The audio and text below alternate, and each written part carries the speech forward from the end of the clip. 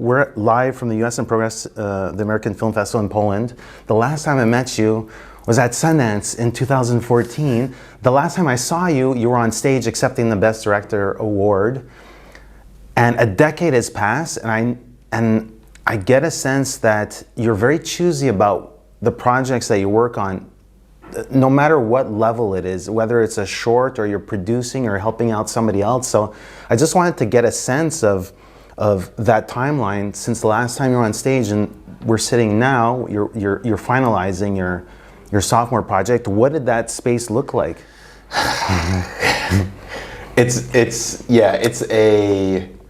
I would say this. I'm on the one hand choosy, but on the other hand, I think faced some things like I kind of never saw coming, which was there was a lot of goodwill in my career after that night, basically. Yes. You know, and I think I had a lot of opportunities, and I had projects that I was developing that, you know, I got paid to write scripts, and then that didn't get made. I had a film actually with Michael K. Williams and now it sounds really cool, Jeremy Allen White,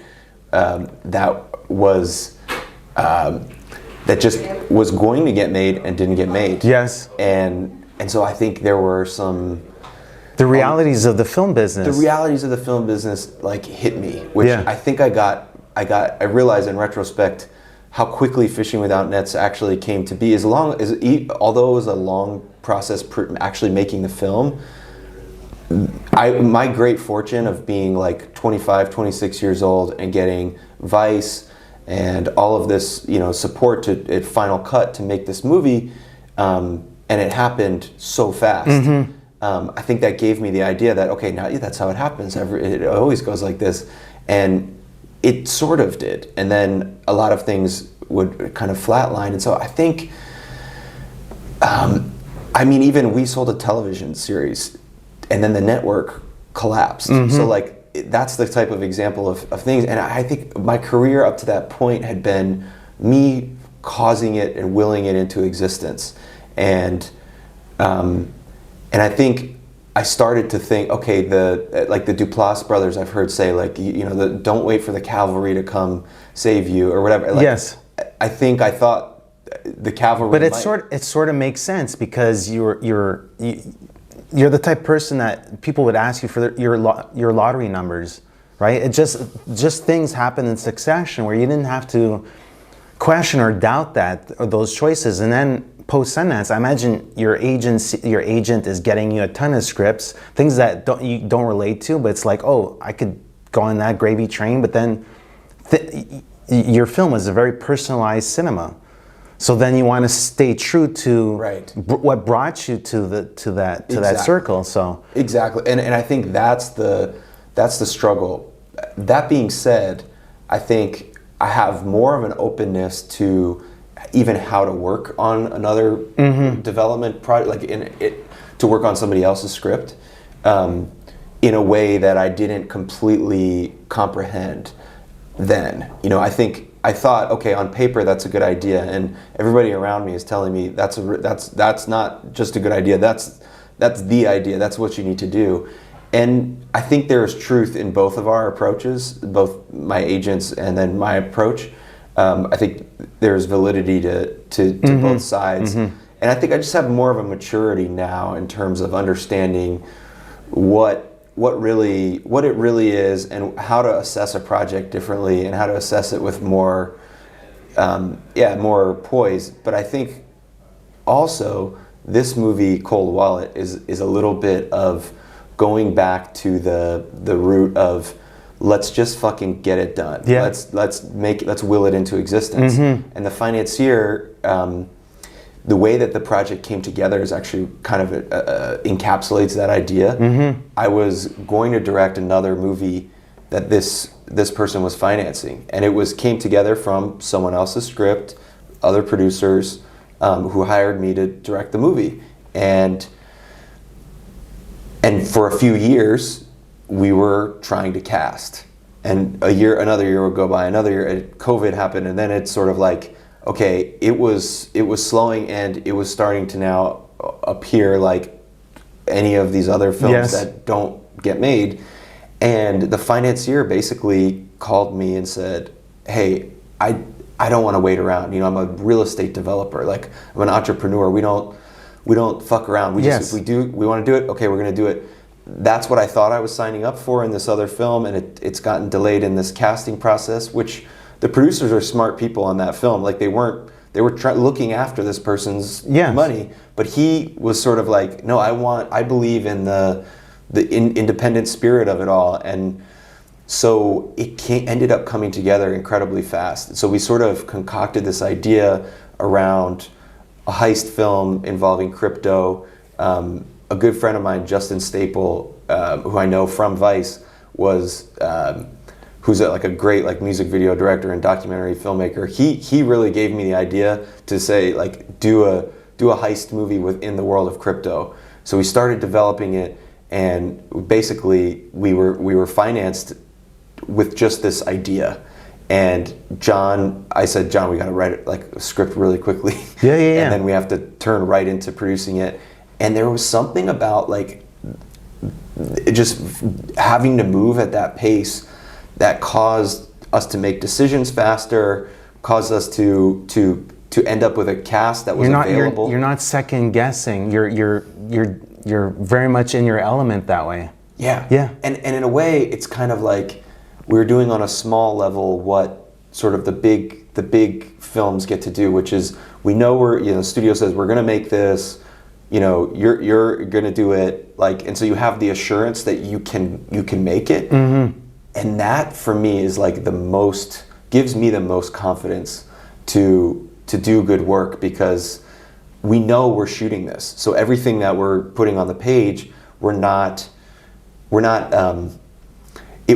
we have to execute it really in a matter of months, and I actually kind of love that pressure, and I loved the speed that we did it, because and like I said, what it forced us to do too was to find a cast that ended up being kind of beyond my highest expectations of who was going to be right for this, and they were available because we're asking for something, a month out, not a year, or maybe a year and a half out, 6 months, who knows? Like we're hit the pavement. We're hit the pavement. Yeah. We're doing this now. Are you in? Yeah, you're in. Okay, great. Because these are all people I was fans of, and I can't emphasize how proud I am of these actors. Like, especially a couple of them are really doing things that they haven't really done before, and it was just like a constant surprise. Like, they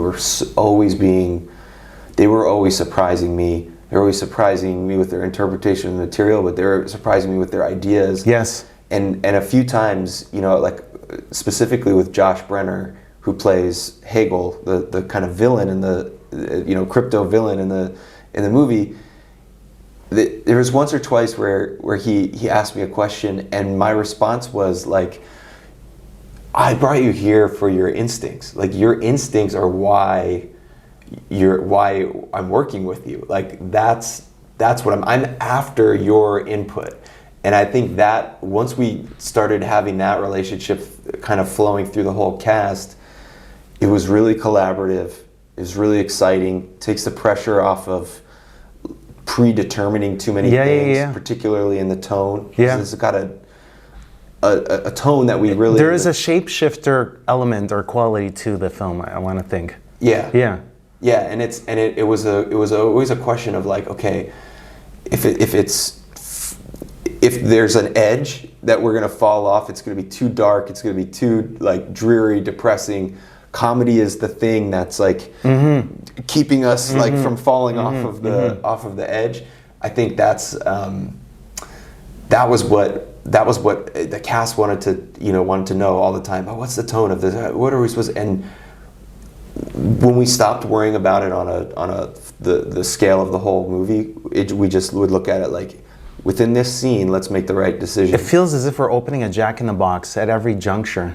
Yeah. Like we're getting to that spring moment. We don't know when it's going to come, and then pop, right? Yeah.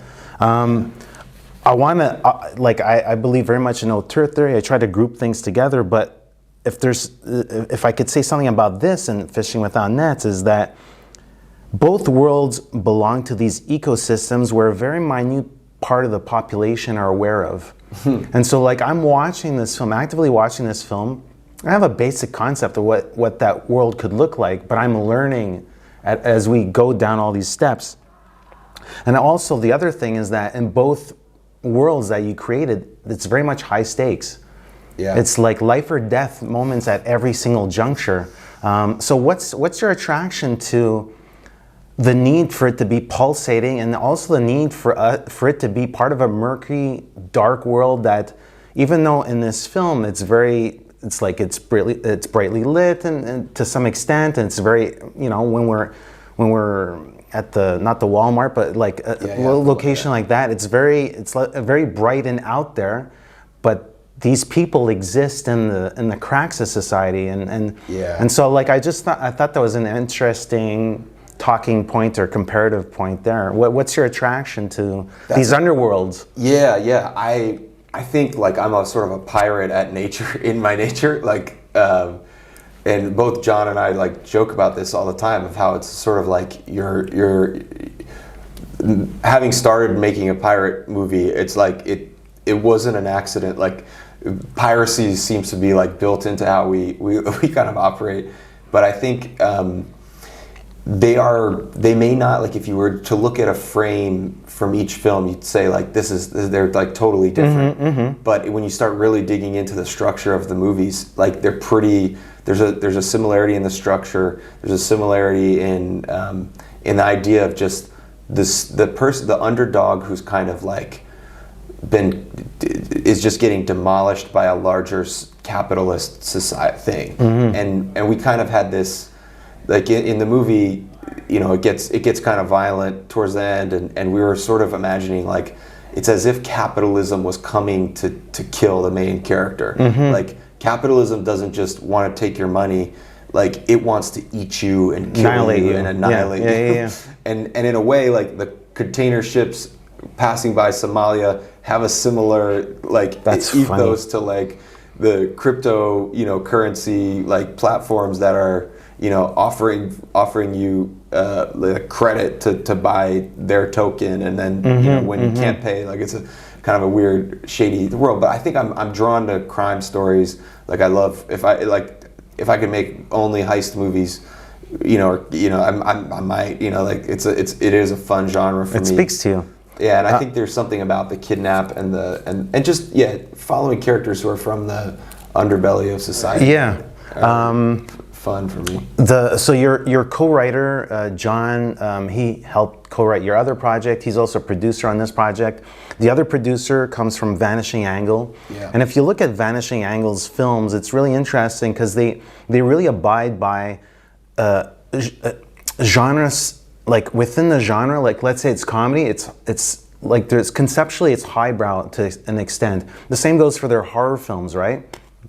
Thinking of Jim Cummings' Thunder Road, it's very like they make big statements within their genres. It doesn't feel as if it's very safe films, part of their production company. So I just wanted to get a sense of what it is to have like two creative forces that are from, you know, they're both from the producing world, but they, you know, they're from different spectrums, and having those two kind of come and support your project. What does that mean to you? What does that look like? Well, they're great. I mean, John and Ben as a duo are amazing, and I think I kind of sought out Ben. So I had been friends with him for years. We have a lot of mutual friends. I was friends with Jim, and but I really just admired how much they sort of took things by the horn, and just kind of refused to say no. And I think if I'm being like nostalgic, it's kind of like how I felt like I used to be in a more defined way. Like I didn't fucking care. I was just like, we're gonna do this. This is what we're gonna, and then at some level lost a little bit of that and wanted to regain it, and would just kind of always consult with them on just giving me a little bit of that juice. And also Ben has he's savvy in producing films at this scale too. And he really brought me to Massachusetts. Like we shot the movie in Massachusetts, because I just kind of kept calling him to ask him questions about this project that was seeming like it was going to get going, and then there was just a day where it came like I need vanishing angle in this, and they were, you know, I was lucky to get them to come in and get involved, and Ben rolled up his sleeves and produced the film and is now, you know, really just savvy in the whole festival and in that market. But yeah, I think what I would really say is it's the ethos of what they do that I just thought we need to work together. Like I think we have a lot of things in common in sort of being scrappy, but then also not the obvious path isn't always the best path. And I want to say a film like this, and although I did only see 20 minutes of it, it does feel part of that wheelhouse a little bit. Totally. So it makes sense to me. Totally. I'll ask a weird question, but like I had never had the need to go to Las Vegas until I saw U2 play at the Sphere show. The Sphere place, whatever the hell it's called. You went to it? No, I didn't, but now I want to. Yeah. Maybe it has something to do with the U2 aspect to it, but I like part of your earlier work. I mean, we're talking about decade plus. You've done something with U2, right? Yeah. So it's like, do you still have a rapport to them on some level? That like, is it just another band, or is it I mean, they have a special place in my heart because they kind of gave me my first real big opportunity. Yeah. And it was really early in my life. Like I went on tour with them when I was 22. So it was like people on the roadies would tease me and call me like almost famous because I was like the character in that film was sort of like wide-eyed and like, I can't look at all this stuff, and I think that's what they liked about me, because I'm sort of like making it all seem really, you know, glorifying it. But yeah, it was a massive tour. I mean, like at the time it was the biggest tour that had ever happened. Yeah.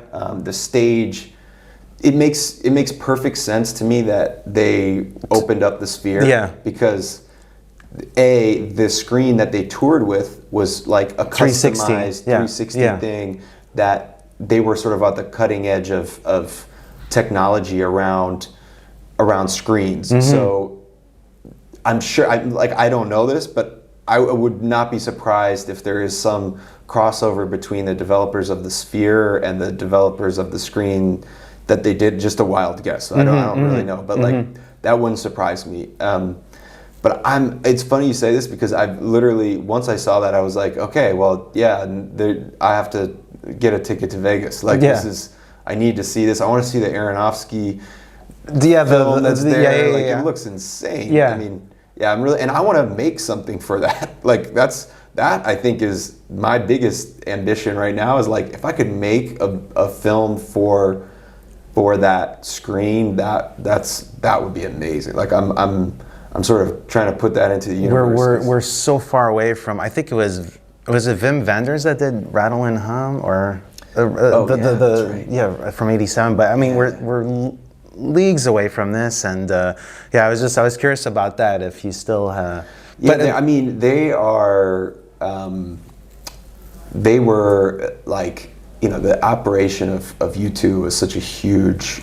It was like 500 people touring with them, and I would sort of bounce around. Like some days I'd be like in the back of a tour bus, you know, with the road crew. Other days I was on like a private jet with like, you know, their guests in the band, and it was just kind of like someone was tugging me around and like, here, you're doing this today, here, you're doing that today. So I had a unique experience of being able to see the whole thing, but I would describe myself as like pretty low on the totem for sure, pole. but I guess. But they knew who I was. You were a fly on the wall with like wearing neon or something. Exactly. Yeah.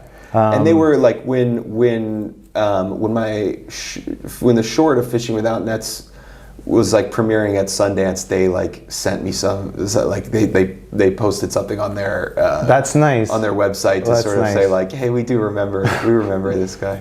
That's cool. Well, hopefully you'll do the same on round 2 with your next feature. So yeah, congratulations on the very little bit that I've seen of it. I'm looking forward to the completed yeah, I'm excited for you to see it. Yeah, it'll be fun. Yeah, no doubt. Thank you, Cutter. Appreciate Yeah, it. You got it. Hey, this is Eric from IONCINEMA.com. If you want to support us, subscribe below. For more reviews, interviews, film festival coverage from Sundance, Cannes, Toronto, you want to check out these guys on this side.